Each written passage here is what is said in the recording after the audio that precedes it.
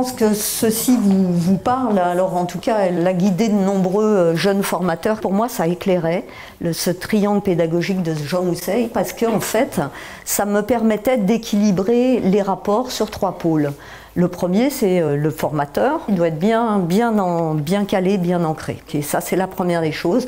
Quand le formateur n'est pas bien avec lui-même, obligatoirement, il ne va pas être bien ni avec ses savoirs, ni avec le groupe.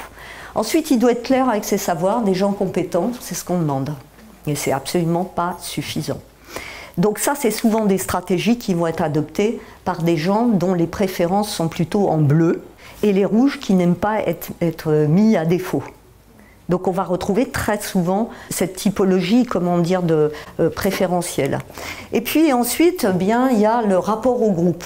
Et le rapport au groupe, on imagine facilement que nos styles relationnels vont être très forts. Hein, c'est généralement les intervenants sympas. Donc ils compensent ce qu'ils n'ont pas eu d'un côté en étant super sympas avec le groupe. Bah oui, quand on est sympa, on nous pardonne souvent beaucoup plus de choses, sauf que si c'est un bleu en face, il ne va pas pardonner de ne pas avoir su donner la réponse. Donc le troisième pôle consiste à ni plus ni moins apporter de l'autonomie pour que le groupe ait capté ses propres savoirs et qu'il puisse ensuite s'en servir sans que le formateur soit là.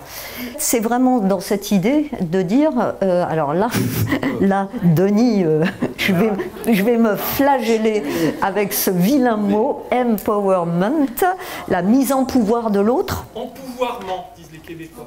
Ah, joli. Voilà, alors on va dire l'empouvoirment, j'adore. Donc l'empouvoirment va être dur en même temps à porter.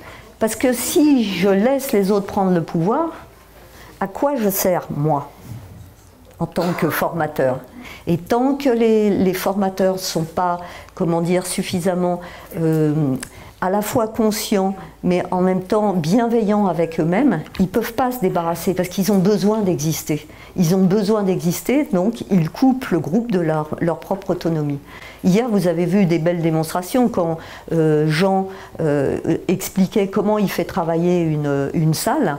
J'ai exactement les mêmes retours dans le funny learning. Tous les gens qui pratiquent le funny learning disent c'est incroyable.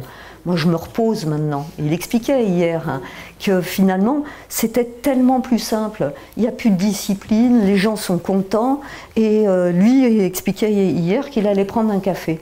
Ben, c'est exactement ça. C'est ici, j'ai laissé tellement de pouvoir à l'autre que si je disparais pendant 10 minutes, mais il n'y a aucun problème.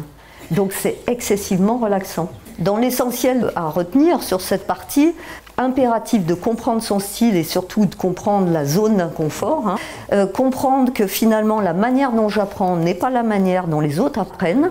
Nous sommes 7 milliards, il y a 7 milliards de cerveaux différents. Et puis l'idée, c'est d'alterner une pédagogie qui permette à chacun de s'y retrouver au moins un moment dans la journée.